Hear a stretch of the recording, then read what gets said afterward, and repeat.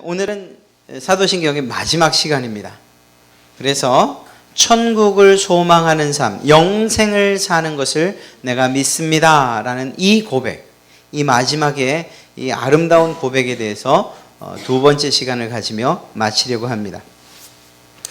사도신경에서 정말 많은 것들을 우리는 고백합니다. 그러나 그것은 세 가지로 나눠져 있다 그랬죠. 하나님에 대한 고백, 그리고 예수님에 대한 우리의 신앙의 고백, 그리고 성령님에 대한 우리의 고백.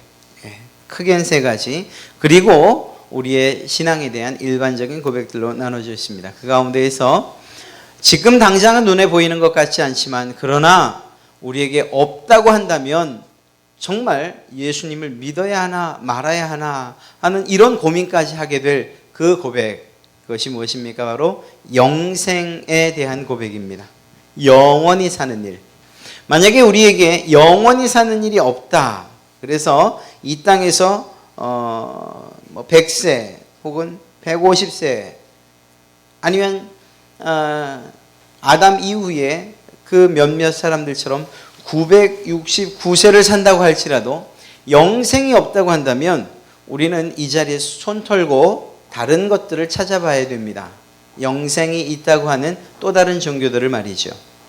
만약에 영생이라는 것이 없다면 그러면 우리는 내가 진짜 이렇게 한 번뿐인 인생을 이런 종교 생활에 허비해야 되는가 이렇게 한번 생각해 봐야 된다고요.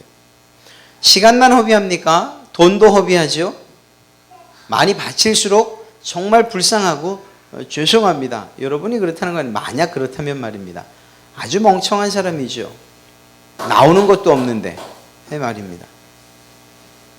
착한 일을 하려면 이곳 말고도 정말 자선단체나 또 선한 일을 베푸는 곳들이 얼마나 많아요. 그곳에 가서 봉사하고 일하면 되는 것 아니겠습니까?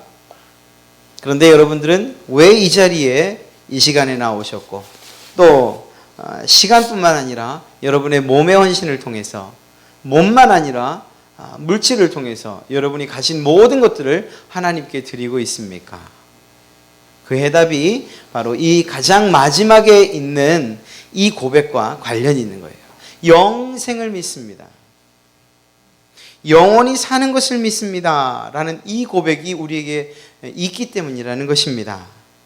그러나 지난주에도 말씀드렸던 것처럼 영원히 산다고 할 때에도 정말 어떻게 영원히 살 것인가에 대해서까지도 우리는 생각해 봐야 되는 것이고, 그런 의미에서 우리의 영원히 사는 것은 하나님과 함께 사는 그러한 영생을 이야기하고 또한 믿는 것이죠. 만약 우리가 영원히 산다고 할 때에 정말 가서는 안 될 지옥 불못에 가서 영원히 산다면 차라리 죽는 게 낫죠. 차라리 죽는 게 낫죠. 우리의 영생은 하나님과 함께하는 영생이어야 할 줄로 믿습니다.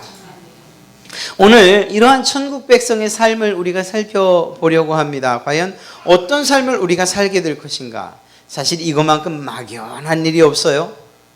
이런 때는 이렇게 광고 전단지 나오는 천국을 보고 온 사람 이런 분이라도 초청해서 들었으면 참 좋겠어요. 그런 분들 얘기 들으면 황금마차에 비록 그것만큼 그 어떤 사람이 본 환상만큼 혹은 그런 모습만큼 확실하진 않지만 그러나 성경에서는 분명하게 천국의 모습을 우리에게 소개해주고 있고 우리가 또 그곳에 어떻게 살게 될 것인가도 소개하고 있습니다. 그래서 오늘 그 이야기, 어쩌면 말입니다, 세상에서 많이 떠돌고 이야기되어지는 사람들이 봤다고 하는 천국의 그 모습보다 성경에서 이야기하고 있는 이 천국의 모습을 마음속에 품고 사는 것이 여러분에게 더 큰 복이 될 줄로 믿습니다. 이건 변함이 없거든요.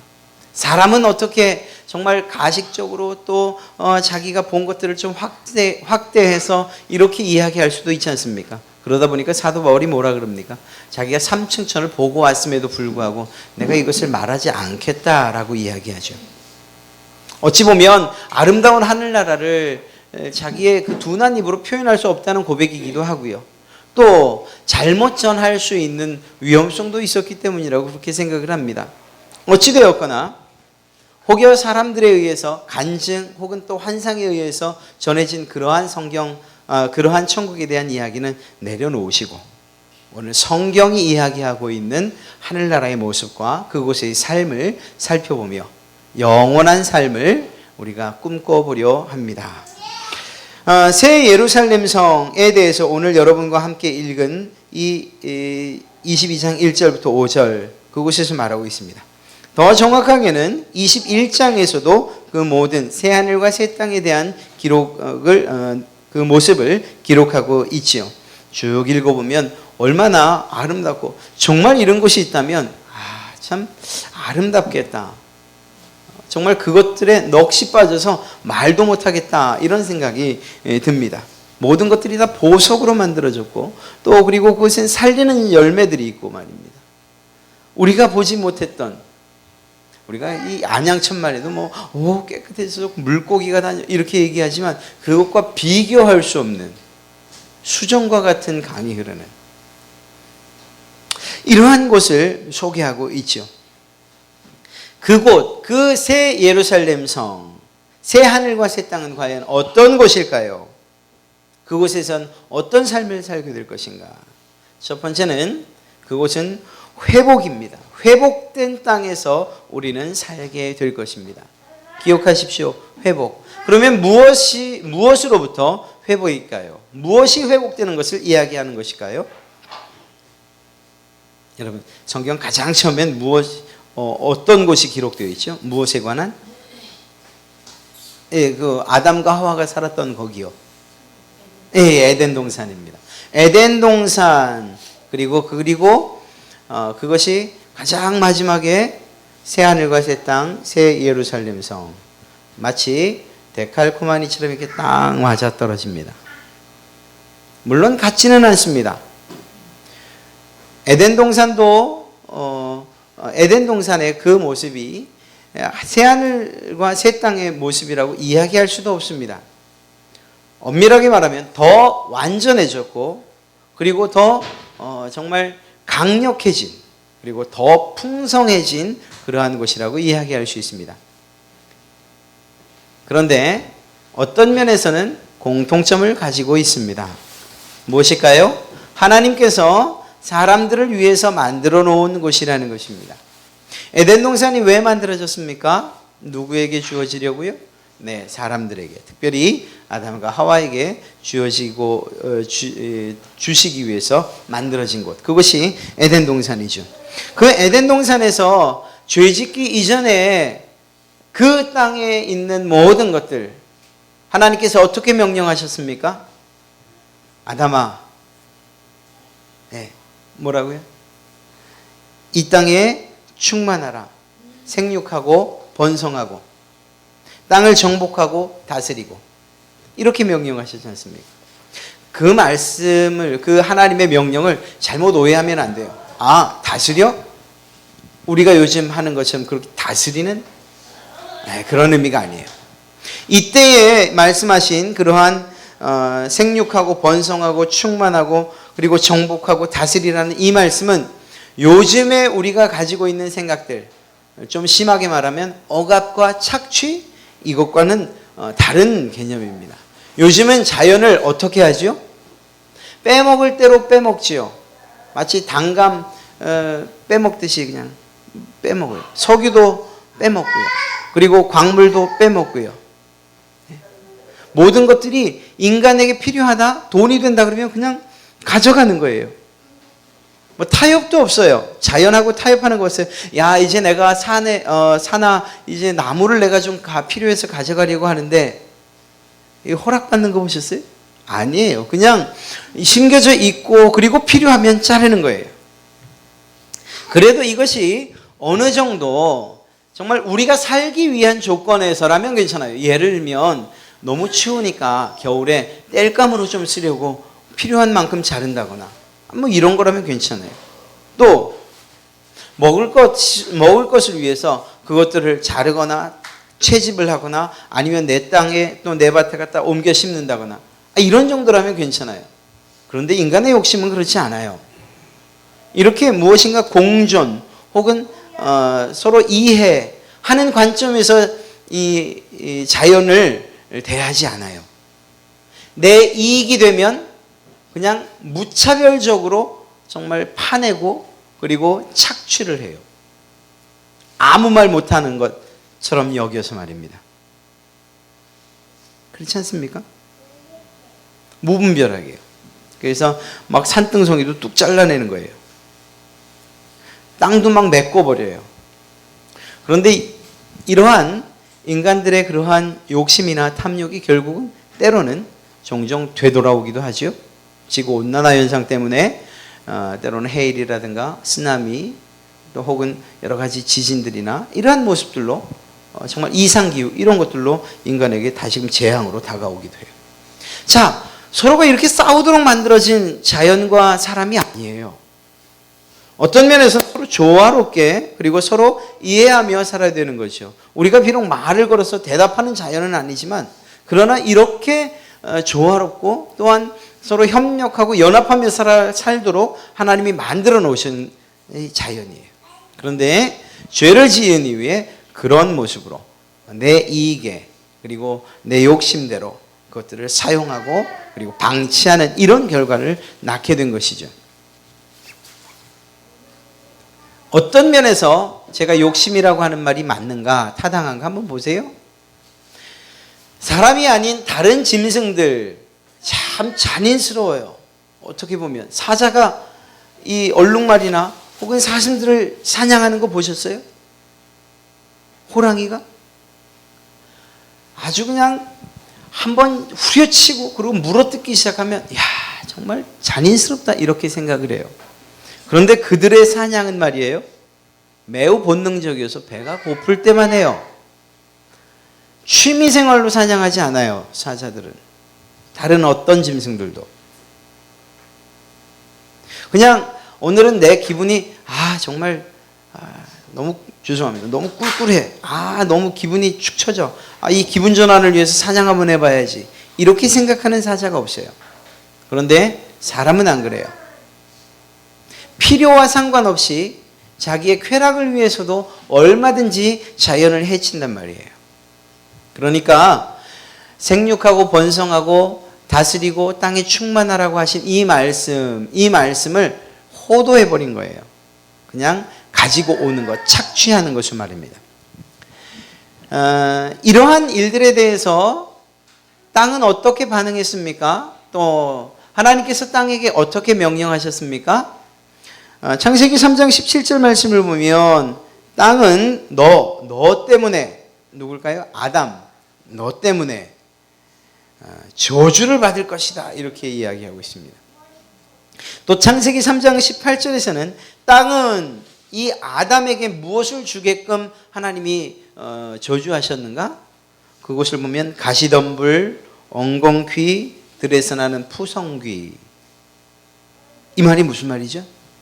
물론 이것만 내는 건 아니에요. 지금 얼마나 좋은 것들을 우리에게 주는지 알 수 없어요. 그러나 하나님께서 근본적으로 자연이 인간에게 그리고 또 정말 저주받은 땅이 낼 수 있는 것들을 대표적으로 이렇게 말씀하신 거예요. 생명나무 끝났어요. 풍성하게 아낌없이 주던 것 이젠 끝난 거예요. 그나마 사람들이 노력하고 땀을 흘려서 얻는 것들 그것이 무엇이냐? 가시덤불과 엉겅퀴와 그리고 푸성귀 이 정도쯤이라는 거예요. 이것 보십시오. 하나님께서 그렇게 만들지 않으셨음에도 불구하고 에덴 동산이 이렇게 파괴됐어요. 무엇 때문에요? 사람의 죄 때문에요. 그러면 이렇게 망가진 채로 하나님께서 그대로 두기를 원하시느냐? 아닙니다. 하나님께서 그것을 처음 모습보다 더 아름답게 회복시키시기를 계획하셨다는 것입니다. 물론 여기서 우리가 착각해서는 안 되는 것이 무엇인가 하면 잘못 생각해서는 안 되는 것이 무엇인가 하면 에덴 동산 옛날에 있던 그 에덴 동산을 바꿔서 새로운 예루살렘으로 만드신다는 얘기구나. 그거 아니에요. 이건 전혀 어떤 연속성이 없어요. 이건 이거고 이건 이거예요. 그러나 그 모습으로 볼 때 사람들이 사는 그리고 또 누리는 그러한 모습과 상황으로 볼 때에 완전케 하신다는 의미를 갖고 있다라는 것입니다. 지역적으로나 공간적으로 똑같은 자리에 하나님이 이 새 예루살렘과 그리고 또한 새하늘 새 땅을 세우신다, 그런 건 아닙니다. 자, 어찌됐거나 결론적으로 이야기하면요, 아담의 범죄 이후에 모든 사람들은, 모든 인간은 동산, 즉 하나님께서 만들어 놓으신 좋은 곳, 모든 것을 얻을 수 있는 곳, 유익이 되는 곳, 이런 에덴 동산이 아닌 광야 혹은 사막과 같은 그러한 세상을 살아야만 했다라는 것입니다. 그리고 하나님께서는 영원히 사는 그곳을 우리에게 마련해 주실 때 우리가 살던 그곳, 즉 사막이나 광야와 같은 땅으로 마련해 주시지 않았다는 거예요. 그렇게 그런 땅으로 마련해 주시기를 원치 않았다는 거예요. 우리가 비록 이 세상을 사는 동안은 광야 같은 세상, 그리고 험한 세상, 나그네 길 같은 세상, 좁고 협착한 길, 그리고 사막과 같은 곳, 그리고 물도 없고 간조한 곳, 그런 땅을 살았는지 모르지만, 그러나 하나님께서 회복시켜 주신 그 하늘나라는 이러한 것들과 상관없는, 아니 이 새 예루살렘 성의 원형이라고 할 수 있는 에덴 동산과도 완전히 다른 더 완벽한 그러한 천국을 우리에게 마련해 주기를 원하셨고 또 그렇게 하셨다는 것입니다. 여러분, 천국은 에덴의 완전한 회복이라고 그런 의미에서 말할 수 있는 것입니다. 한번 볼까요? 에덴 동산의 중앙에 무엇이 있었죠? 선악과도 있었지만 거기에 무슨 나무가 있었습니까? 생명나무가 있었죠. 예, 그렇습니다. 그런데 우리가 오늘 말씀을 보니까 2절에 무엇이라고 되어 있습니까? 길 가운데로 흐르더라. 강 좌우에 뭐가 있죠? 예, 생명나무가 있어요. 오히려 더 자세하게 설명하는데요, 12가지 실과를 맺되 달마다 그 실과를 맺히고 그 잎사귀들도 만국을 소성시키는 이러한 일들을 합니다. 예, 생명나무가 있어요. 똑같이요. 그러나 더 완벽하고 완전한 모습의 생명나무가 있죠. 또 있습니다. 뭐가 있죠? 맑은 물과 강이 흘러요. 에덴 동산에도. 그런데 이곳에서도 생명수의 강이 흐릅니다. 1절이죠. 또 저가 수정같이 맑은 생명수의 강을 내게 보이니, 에덴 동산에 있었던 그 강과 같은 정말 맑은 수정과 같은 강이 새 예루살렘 성에도 있다는 거예요. 새 하늘과 새 땅에도 있습니다. 아니, 그것뿐만 아니라 모든 것들을 만족하게 할 만한 것들이 에덴 동산에서도 있었고 이곳에도 있어요. 예. 무엇보다 이 에덴 동산의 회복을 이야기할 때는 단지 생명나무, 강, 그것이 회복됐구나, 아니요. 눈에 보이는 그러한 모습이나 형태만의 회복이 아니고요, 더 중요한 관계의 회복이 이 새 예루살렘 성, 즉 새 하늘과 새 땅에는 있다는 것입니다. 관계의 회복. 여러분, 에덴 동산에서 처음에 하나님과 아담과 하와가 누렸던 그 관계가 어땠죠? 아무런 이상 없었어요. 정말 둘 사이에, 정말 사람과 하나님 사이에 뜨거운 사랑이 있었어요. 그리고 연합이 있었고요, 서로 돌봄이 있었어요. 그런데 그것이 무엇으로 인해서 깨졌다고요? 예, 죄 때문에요. 그 죄 때문에 그 관계가 깨졌고, 그 깨진 관계 때문에 사람과 사람 사이에, 사람과 하나님 사이에, 사람과 자연 사이의 관계조차도 깨졌던 거예요. 그리고 그 단절되고 깨진 관계를 가지고서 우리가 살아온 거예요. 짧게 보면 80평생을 그렇게 깨진 관계를 가지고 살아야 했고, 그리고 길게 보면 아담과 하와 이후에 예수님이 다시 오시는 그날까지 이 깨진 관계를 가지고 살아야만 했던 거예요. 그 관계가 어디서 회복된다고요? 그렇습니다. 새하늘과 새 땅에서, 그 영원한 천국에서 이 관계가 회복되는 거예요. 무슨 관계가, 누구와의 관계가 가장 먼저 회복될까요? 그렇죠. 하나님과의 관계가 회복되는 거죠. 그래서 무엇이라고 기록해요? 이제는 하나님의 음성을 듣고 또 그 하나님의 말씀대로 그 하나님을 찬송하면서 그렇게 사는 그러한 관계 회복뿐만 아니라 관계가 회복되어진 상태를 묘사해주고 있는 이 모습대로 살아가게 되는 것, 그것이 바로 새 예루살렘 성이라는 것입니다. 그러면 하나님과 관계만 회복됐나요? 아니죠. 그곳에 가게 될 모든 사람과 사람 사이의 관계도 회복되어질 것입니다. 뿐만인가요? 아니요. 그곳에서 어떤 자연의 모습을 만들어질지 모르지만 그곳에서 사람과 하나님을 제외한 또 다른 관계를 맺어야 하는, 혹은 천사들이나 혹은 자연들이나, 이러한 모든 관계에 있어서 완전한 회복을 하나님께서 우리에게 주실 것이라는 것입니다. 그리고 그것이 이루어지는 것이 어디냐? 바로 천국이라는 거예요. 새하늘과 새 땅. 여러분, 우리가 생각하는 것처럼 잘 먹고 잘 사는 곳, 또 정말 이슬람의 열혈 뭐라고 할까요? 과격파 이슬람 사람들이 생각하는 것처럼 정말 10명도 넘는 17명가량 되는 가장 이쁜 사람들과 함께 그저 먹고 마시고 즐기는 이러한 곳에, 육체적이고 쾌락적인 그것을 추구하는 천국이 아니고, 오히려 그곳에서는 그것과 비교할 수 없는 관계가 회복되어지는 그러한 곳이라는 것입니다. 바로 이렇게 완전한 회복이라고 우리가 이야기할 수 있는 바로 그러한 이유들이 여러 가지가 있습니다. 네, 관계가 다시금 회복되어지고, 그리고 있던 것들이 다시금 새로워지고, 그리고 완전해져요. 그런데 더 중요한 거예요. 왜 새하늘과 새 땅, 새 예루살렘 성이 더 완전하다고 이야기를 하는가? 에덴 동산과 비교했을 때 에덴 동산에 없는 한 가지가 있어요. 그것이 무엇인가 하면 바로 담입니다. 성곽. 이것이 과연 무엇을 의미하는 걸까요? 에덴 동산 그곳에는 창조 당시에 담에 관한 언급이 없어요. 담. 만약에 하나님께서 이러한 담을 만드시고 그곳에 악한 것들이나 사단이나 마귀가 들어오지 못하게 하셨더라면 결코 시험을 받는 일들도 없었을 것입니다. 그런데 그러한 언급이 없지요.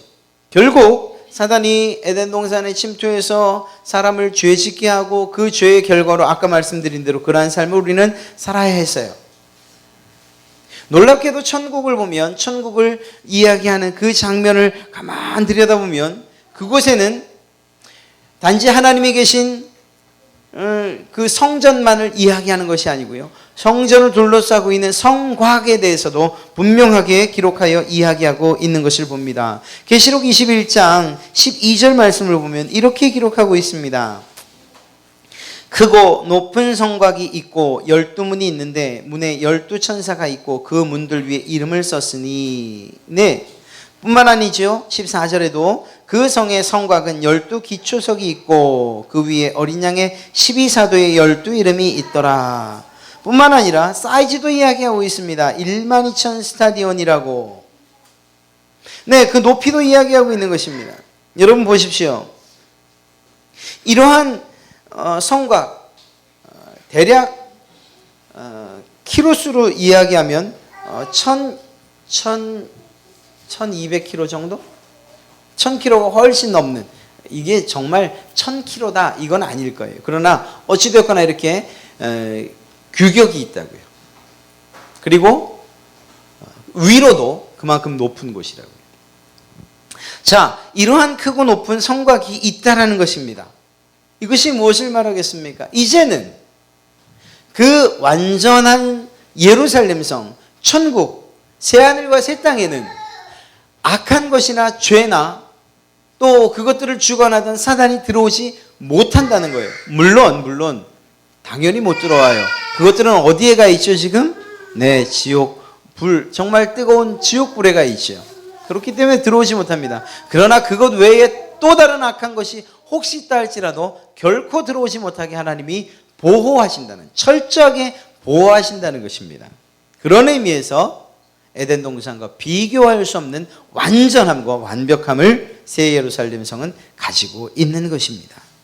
이러한 하나님의 보호가 있는 땅, 여러분, 이러한 에덴에서 그랬던 것처럼 배고픔도 목마름도 없는 하나님께서 주신 영원한 삶을 기쁨 가운데 누리는 곳, 그것이 바로 천국입니다. 눈물도 없고 고통도 없고 질병도 없고 죽음도 없는 곳. 계시록 21장 4절 그 말씀을 보니 그렇지 않습니까? 모든 눈물을 그 눈에서 씻기심에 다시 사망이 없고 애통하는 것이나 곡하는 것이나 아픈 것이 다시 있지 아니하리니 처음 것들이 다 지나갔음이로라. 그곳엔 부족함도 없습니다. 불안함도 없습니다. 사건과 사고는 찾아볼래야 찾아볼 수가 없습니다. 가장 안전하고 가장 풍성한 곳, 그것이 바로 새 하늘과 새 땅, 새 예루살렘 성입니다. 영화를 보듯이 한번 그림을 한번 그려보세요. 힘들고 어려우실 때에 그 천국을 한번 그려보세요. 옛날에 정말 우리 어른들 힘들 때 복음 찬송가들 보면 정말 천국을 소망하는 일들이 그러한 가사로 기록된 게 얼마나 많은지 알 수가 없어요.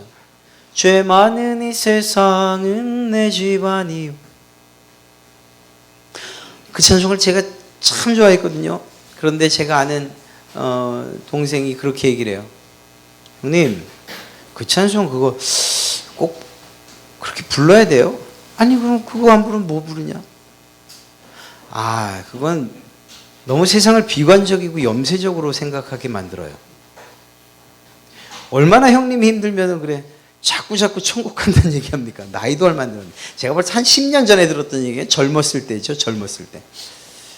네. 그런데 저는 그 생각이 동의를 할 수가 없었어요. 아마 여러분들도 저와 같은 생각일 겁니다. 아니 그러면 우리가 천국을 소망하지 않으면 도대체 뭘 가지고서 이 세상 가운데 소망을 삼겠는가 하는 거예요. 여러분이 성공을 만약에 소망으로 삼는다면 제가 말씀드리잖아요. 이 자리에 계시면 안 된다니까요. 돈이요? 그거면 만약에 그것이 여러분의 소망이고 그것이 여러분의 삶의 목표라면 그러면 조금 잘못해도 괜찮아요. 조금 죄 짓죠 뭐. 가서 돈 버셔요. 직업에 대해서 굳이 뭐 이것저것 따지지 마시고 그냥 돈 많이 버는 직업을 가지세요. 누가 뭐라고 하겠습니까? 명예를 얻고 싶으시면 또 그 명예를 얻는 방법 따라서 또 가세요. 권력을 얻고 싶으시면 때로는 와이로도 좀 하시고 좀 뇌물도 사용하시고 해서 그쪽으로 가셔요. 그러나 여러분이나 저는 같은 생각을 가지고 있다고 생각해요. 우리의 소망은 그런 것들이 아니에요. 이 땅에서 얻을 수 있는 것들이 아니고 말입니다. 우리의 소망은 유일한 천국이라는 것입니다. 하나님 나라예요. 하나님 나라. 여러분들이 하나님 나라를 소망하지 않는다면 그러면 그냥 지금이라도 일어서서 나가셔도 돼요. 제가 잡지 않습니다. 하늘나라를 소망하세요. 꿈꾸시고 그리세요. 힘드시면 21장, 22장 읽으세요. 예, 요한계시록 21장, 22장 읽으시면서 정말 그림으로라도 한번 그려보세요. 야, 이렇게 아름다운 곳, 이곳에서 내가 살게 된다니. 만약 여러분의 상황이 안 좋다면, 그렇다면 더 꿈꾸세요. 더 많이 꿈꾸세요. 몸이 너무 불편하세요? 너무 아프셔요? 그러면 오늘 읽었던 말씀이 있잖아요. 애통하는 것이나 곡하는 것이나 아픈 것이 다시 있지 않다고 얘기했으니 내가 이곳을 빨리 가고 싶다. 눈물 날 일 많으세요? 그럼 여기 보세요. 여기 또 있잖아요. 주님께서 모든 눈물을 그 눈에서 씻기시는 것이라고 말하고 있잖아요. 그러니 우리가 이곳을 소망해야 되는 것이죠. 사망 때문에 곡하는 일이 생겨요. 감당할 수 없는 문제가 생겨서 눈물을 흘리고 정말 통곡하는 일이 생깁니까? 그러면 이곳 또 이 말씀 또 들여다보세요. 그곳에는 애통하는 것이나 곡하는 것이 없다 하셨는데 내가 이곳을 소망해야지. 사랑하는 성도 여러분, 우리에게 천국에 대한 소망이 없다면 우리는 그리스도인들이 아닙니다. 주님께서 여러분에게 때로는 고통을 주시고 때로는 어려움 가운데에 여러분을 마치 방치하는 것처럼 느껴지십니까? 그것만 생각하신다면 우리는 한 가지만 하는 거예요. 주님께서 그러한 환경 가운데서 우리에게 주시는 것이 무엇입니까? 바로 천국에 대한 소망이에요. 그래서 늘 말씀드리지만 순교자들의 정말 순교하신 그러한 우리의 믿음의 선진들의 그 순교가 가능했던 거지요. 죽음에 대한 위협, 그것도 그들을 막을 수 없었던 거예요.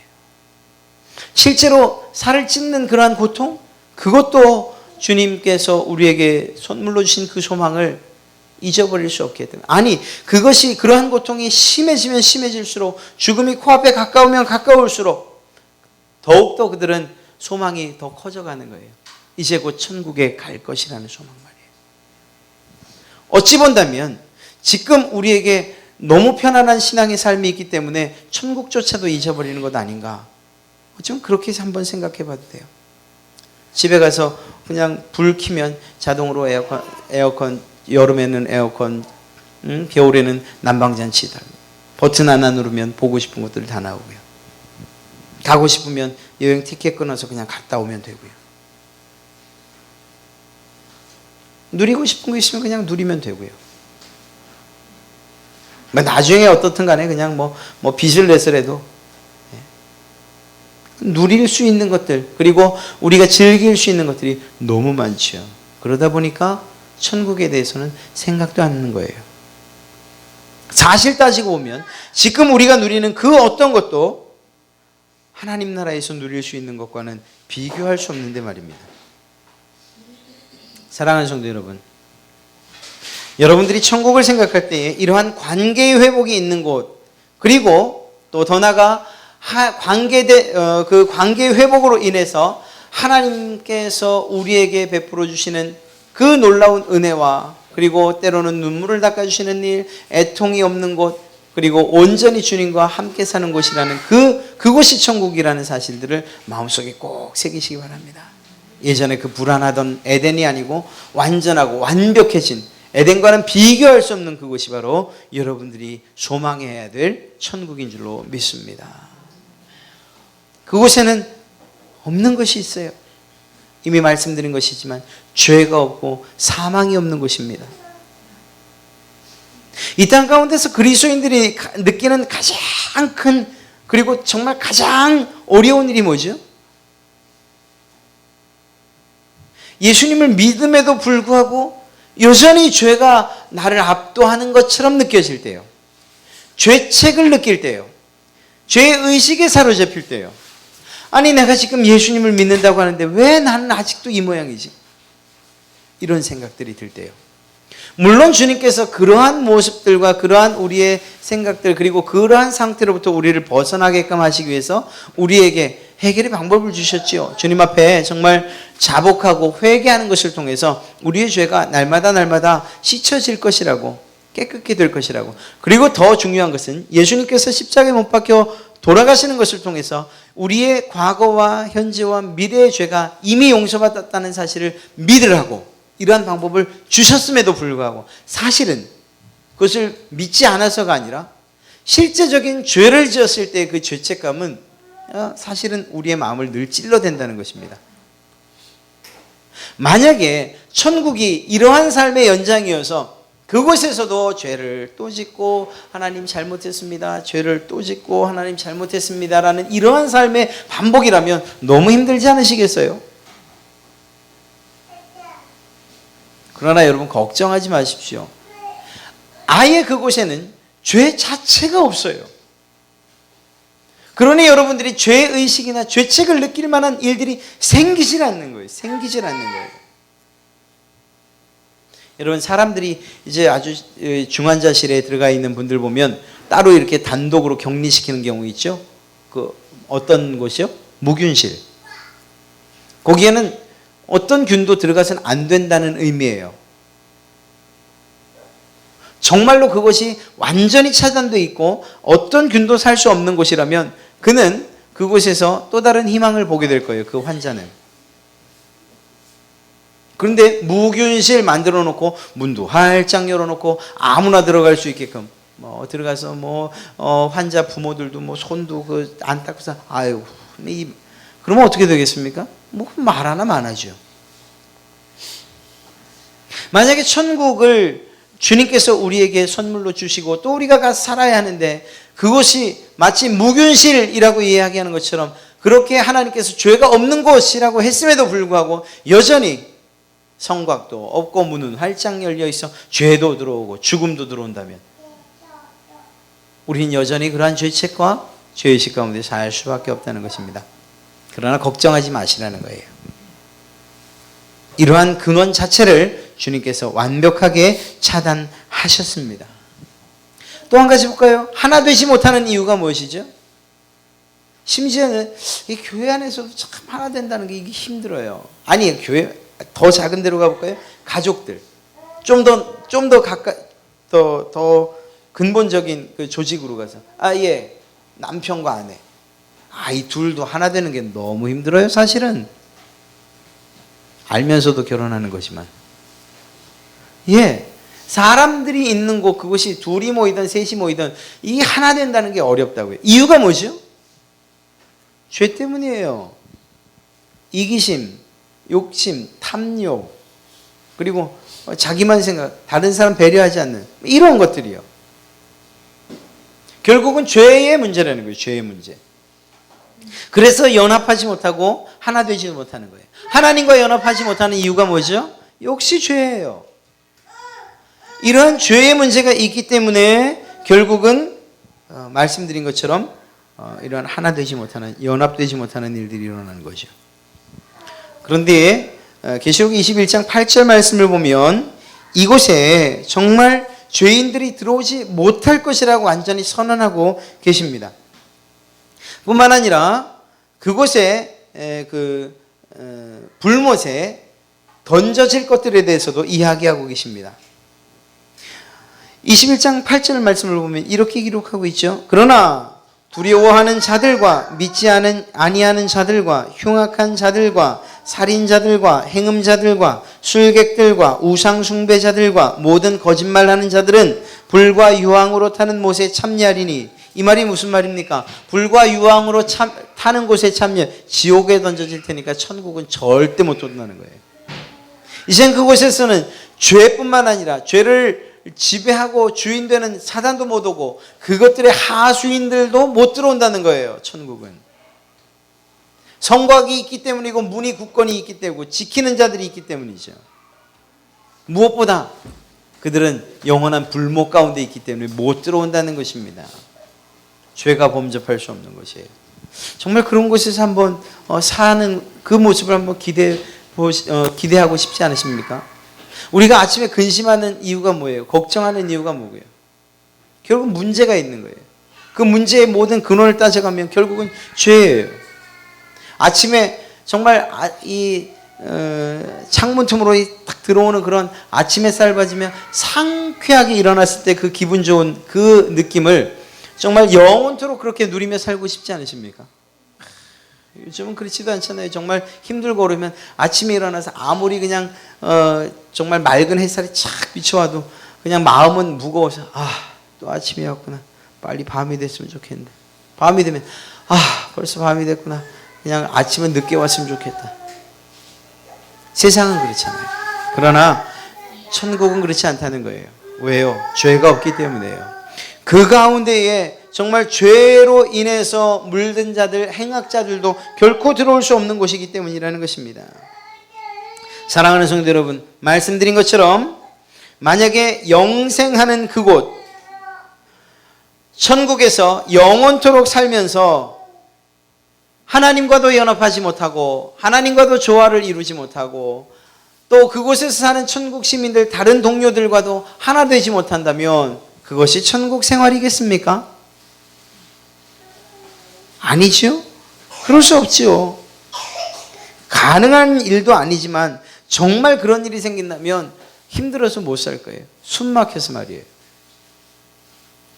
여러분 혹시 가장 맛있는 밥이 어떤 밥인지 아십니까? 여러분하고 마음 잘 통하는 친구하고 그냥 가까운데 혹은 맛있는데 뼈다귀 해장국이라도 가서 드실 때 그때가 제일 맛있는 거예요. 그것도 아니면 그냥 라면 끓여 먹는 거예요. 얼마나 맛있는지 알 수가 없어요. 비싼 밥은 얼마까지 가죠? 드마리스가 45,000원인가? 꽤 괜찮죠? 거기 가서 마음 불편한 사람하고 식사 한번 해보시겠습니까? 제가 2장 티켓 드릴게요. 따로 앉지 마시고 얼굴 쳐다보면서 식사하는 걸 조건으로. 아마 드신 만큼 체할 거예요. 드신 만큼. 세상에서도 그래요. 정말로 힘든 사람들, 그리고 정말로 얼굴 쳐다보기 힘든 사람들하고 함께 있는 것 자체가 힘든 곳이 이게 세상이에요. 그런데 만약에 그거를 영원토록, 천국에서 영원토록 그렇게 살아야 된다면, 만약에 그런 경우라면 하나님이 어쩌면 둘 같이 붙여 놓으실지도 몰라요. 집을 딱 아침에 일어날 때 같이 보게 하고 밤에 들어갈 때 또 같이 보게 하고 말이에요. 그렇게 산다면 너무 힘들겠죠. 이건 가정이에요. 그런 일은 없어요. 무슨 말인가 하면요, 그 안에서 하나님과도 여전히 껄끄러운 관계, 사람과도 여전히 껄끄러운 관계에 있다면 거긴 천국이 아니라는 거예요. 우리가 소망하고 우리가 기대하는 그곳, 그 새 예루살렘 성에는 죄가 없기 때문에 이러한 연합하는 일에 아무런 문제도 없다는 것이죠. 하나님과 연합하는 것이나 사람과 연합하는 것이나 심지어 천사들과 연합되어져 하나 되는 이 일도 아무런 문제가 없다는 것입니다. 이러한 분열도 없고 또한 부조화도 없다는 것이죠. 여러분, 천국이 천국으로서의 가치를 지니는 이유가 무엇입니까? 그것은요, 하나님의 임재가 있기 때문이에요. 그리고 그 하나님의 임재가 있을 때에 하나님과의 관계 가운데 아무런 문제도 없기 때문이에요. 만약에 내게 죄가 있는데 하나님이 임재하신다. 우린 벌벌벌벌 두려워 떨 수밖에 없어요. 오늘은 또 왜 내가 뭘 잘못해서 나한테 오시나? 뭘 혼내시려고? 거짓말이요? 아니에요. 아담이 그랬잖아요. 아담 어디 있니? 저를 왜 찾으시나요? 왜 나무 뒤에 숨었니? 할 말이 없는 거죠. 관계가 괜찮으니까요. 하늘나라에서 이러한 하나님의 임재가 있다 손치더라도 하나님과 하나 되는 이러한 일들이 없다면 그것이야말로 큰 일이죠. 그러나 그 천국에서는 그런 일도 없을 뿐만 아니라 하나님의 임재가 그냥 어떤 때에, 어떤 시기에, 어떤 장소에 임하는 것이 아니에요. 사실 역사적으로 볼 때, 성경의 역사적으로 볼 때 하나님이 임재해 주신 그 사건들, 그리고 임재의 사건들을 예표로, 그리고 또 그 사실을 기록하고 있는 여러 것이 있습니다. 이스라엘 백성들이 광야 생활을 할 때 어느 곳이죠? 하나님의 임재가 있었던 곳? 성막. 그리고 왕정 시대가 시작되면서 성전. 더 정확하게 말하면 성막과 성전 안에는 무엇이 있었습니까? 성소와 지성소. 그래서 성소, 거룩한 곳과 지극히 거룩한 곳이 있었어요. 성막에도 거룩한 곳과 지극히 거룩한 곳이 있었고요. 자, 하나님께서 임재하셨다라고 할 때에 하나님이 이스라엘의 전체, 이스라엘 백성들이 있는 그 전체 위에 이렇게 임재하셨습니까? 아니에요. 성경을 보면 하나님께서 임재하셨다라고 할 때 보면 그 성소 가운데서도 지성소에, 지성소, 그 지성소 가운데에도 법궤라고 하는, 더 정확하게 얘기하면 시은소, 은혜가 베풀어지는 곳, 그래서 천사의 날개가 이렇게 맞닿은 그곳이 하나님의 임재의 장소, 하나님의 보좌로 그렇게 알려져 있죠. 매우 장소가 한정되어 있어요. 그러면 언제나 오시느냐? 아니에요. 특별히 그 만남을 위해서는 대제사장이 1년에 한 번 들어갔어요. 대속죄일이라고 하는 그때에. 그러면 아무나 들어갔냐? 아니에요. 말씀드린 것처럼 대제사장만 들어갔어요. 대제사장 혼자 들어가고 거기는 아무도 못 들어갔어요. 혹시 들어가면 죽는 거예요. 대제사장도 죽을 수 있었어요. 그래서 무엇을 했다고요? 발목에다 끈을 메고 가는 거예요. 그래서 들어가서 일을 보고 아무 죄 없으면 일을 잘 보고 하나님 만나는 그 제사, 그 피 뿌리는 일을 하고 그리고 나올 수 있었어요. 그런데 이 대제사장이 죄가 있었다? 그러면 들어가 죽는 거예요. 시간이 지났는데 아무런 기척이 없어요. 툭툭 당겨보는데 뭐가 묵직한 게 걸려요? 움직임도 없어요? 그럼 죽은 거예요. 끄잡아내는 거예요. 줄로. 보세요. 하나님의 임재를 상징하는 그곳, 바로 그 지성소, 성막과 성전에 있었던 지성소.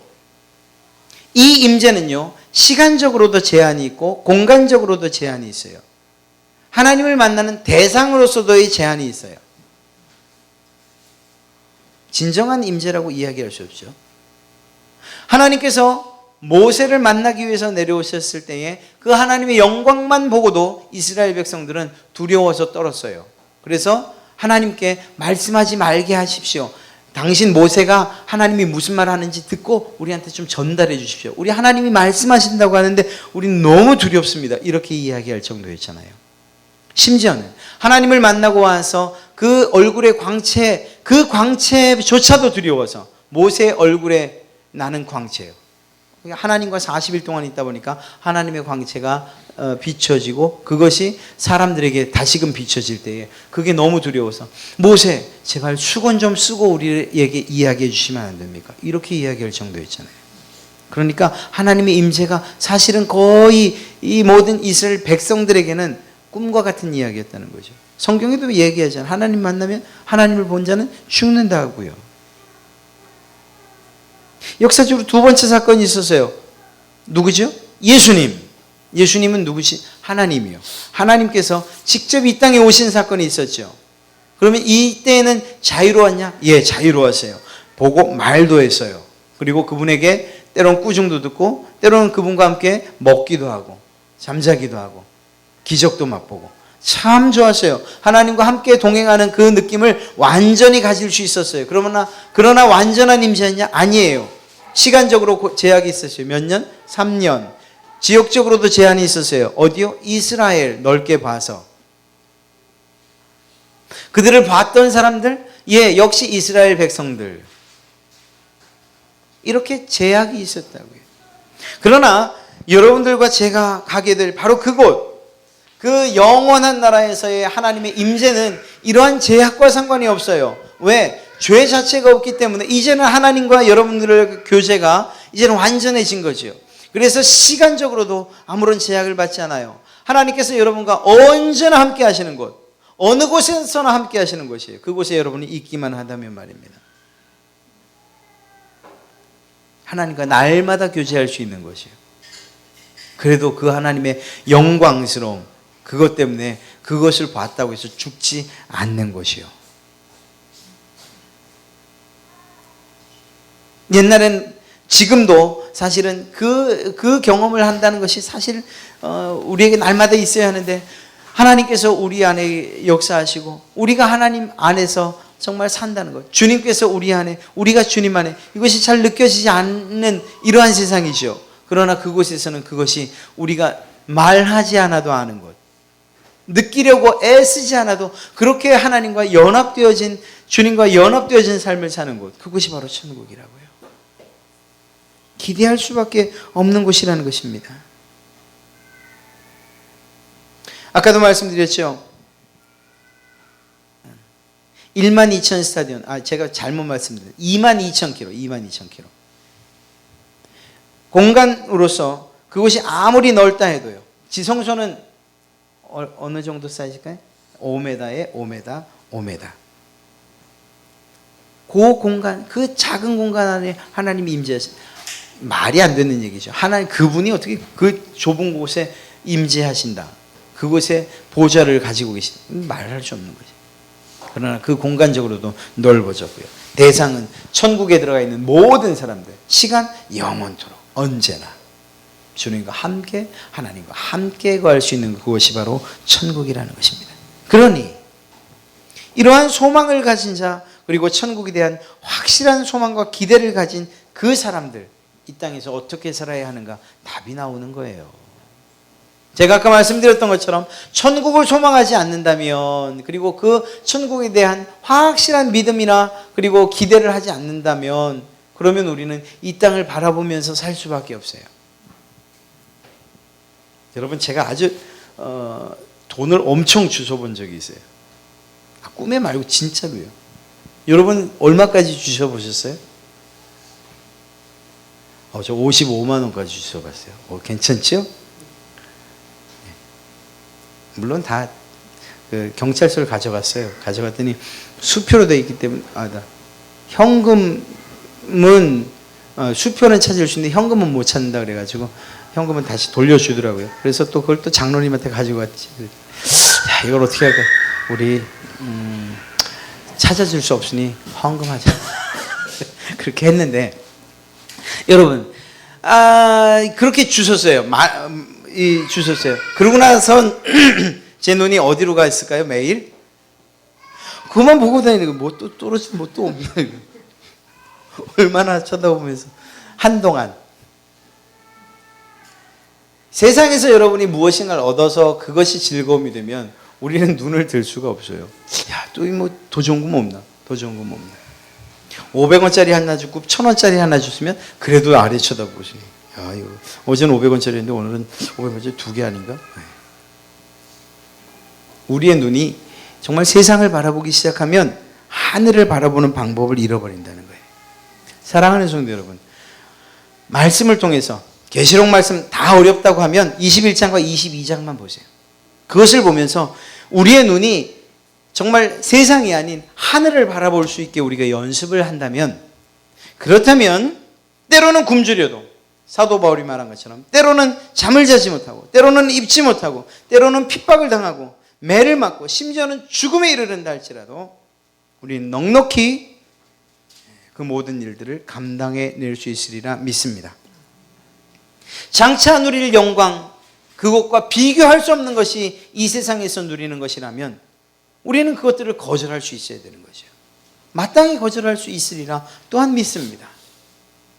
사랑하는 성도 여러분, 천국을 소망한다는 것, 어떤 사람들이 볼 땐 참 너는 심적으로 미약해, 심적으로 부족한 사람, 정신적으로 뭔가 다른 것을 의지하기 좋아하는 나약한 사람이야 라고 이야기할지 몰라요.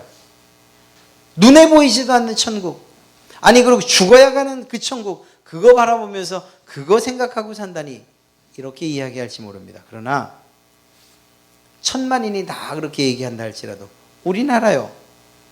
천국이 있다는 사실을. 또 우리는 알아요. 그곳에서 아까 말씀드린, 그리고 오늘 말씀드린 이러한 모든 것들을 우리에게 선물로 주기를 기다리고 계신다는 그 주님이 계시다는 사실을 말입니다. 그리고 그곳에서 확실히 그곳에서 그것을 누리게 하실 줄 우리는 알고 믿습니다. 그래서 이 땅 가운데서 어떤 일이 있어도 또 어려움이 있어도 우리는 그것을 소망할 수 있는 거예요. 여러분, 나중에 좋은 집에서 살지, 좋은 집, 하여튼 제일 비싼 데서, 뭐 요즘 전세가 3억이라니까 그거 이상, 한 2배 더 좋은데, 3배, 4배 좋은데 사세요. 그 이제 분양 여러분 받으시잖아요. 분양 받을 때 제일 먼저 어디 가시죠? 모델하우스 가죠. 모델하우스 가면 와, 그냥 모델하우스 살고 싶어. 너무 잘 지어놔져. 여러분, 여러분이 그곳이 이제 내가 살 집이라는 것을 보고 오면, 혹시 여러분이 설거지를 하다가 정말 물이 잘 안 나고 뜨거운 물도 안 나고 막 손이 시리고 그러면 화가 나세요? 조금만 참자, 조금만 참으면 된다, 이 생각이 드세요? 화도 나면서 그 생각도 드신다고요? 그럴 수 있죠. 천국이 여러분들의 마음속에 잘 심겨 있다는 것은 마치 모델하우스를 갔다 오고 나서 내 집을 분양받은 사람과 똑같은 거예요. 내가 갈 곳이 그곳이라는 것을 미리 본 것처럼 말입니다. 시시코너 왜 하죠? 요거 맛보세요. 그러면 물건을 사가시면 이게 그 맛이에요, 이렇게 얘기하는 것처럼. 여러분들이 이 21장과 22장 또 다른 성경의 말씀들을 통해서 천국을 소망하고 또 여러분이 마치 본 것처럼 모델하우스를 확인하는 것처럼 그렇게 볼 수만 있다면, 그러면 여러분들이 혹시 지금 좀 힘들어도, 혹시 지금 정말 그곳과는 비교할 수 없는 곳에 산다 할지라도 그래도 우리에겐, 여러분에게 무엇이 있죠? 기대감이 있는 거예요. 그리고 그 시간이 짧아지면 짧아질수록, 다가오면 다가올수록 우리의 가슴은 막 심장이 정말 벌렁벌렁 뛰는 거예요. 왜? 이제 갈 날이 얼마 안 남았으니까. 우리가 주님 앞에 가게 되는 날이 가까울 때에 그런 마음이 그렇게 막 가슴이 뛰는 일이 있습니까? 있어야 된다는 거예요. 더 정확하게 얘기하면 내가 언제 하나님 앞에 부름받을지 모른다 생각할 때 날마다 우리의 가슴이 이렇게 막 펌프질한다면 이것이야말로 얼마나 감사한 일이겠어요. 오늘도 천국을 소망하면서 활기차게, 내일도 천국을 소망하면서 활기차게, 그러다 주님께서 호련히 우리를 부르시면 그것이 내일이든지 아니면 오늘 당장이든지 간에 그 기대하는 마음을 가지고 주님 앞에 설 수 있지 않겠냐는 것입니다. 사랑하는 성도 여러분, 사도신경의 말씀을 통해서 영원히 사는 것을 믿습니다라는 이 한마디의 고백이 우리가 이 믿음 가운데에서, 이 생활 가운데서 얻을 수 있는 여러 가지 힘들고 또 아픈 일들을 다 이겨내게 한다는 것입니다. 사랑하는 성도 여러분, 지금 좀 힘드셔도, 지금 어려우셔도, 지금 눈물 나시고 또 많이 아프셔도 천국이 바로 여러분의 것이라는 것을 마음속에 꼭 새기시길 간절히 축원합니다. 여러분이 살아가는 이유와 또한 원동력이 하나님의 나라, 새 예루살렘 성, 새 하늘과 새 땅이 되시기를 간절히 축원합니다.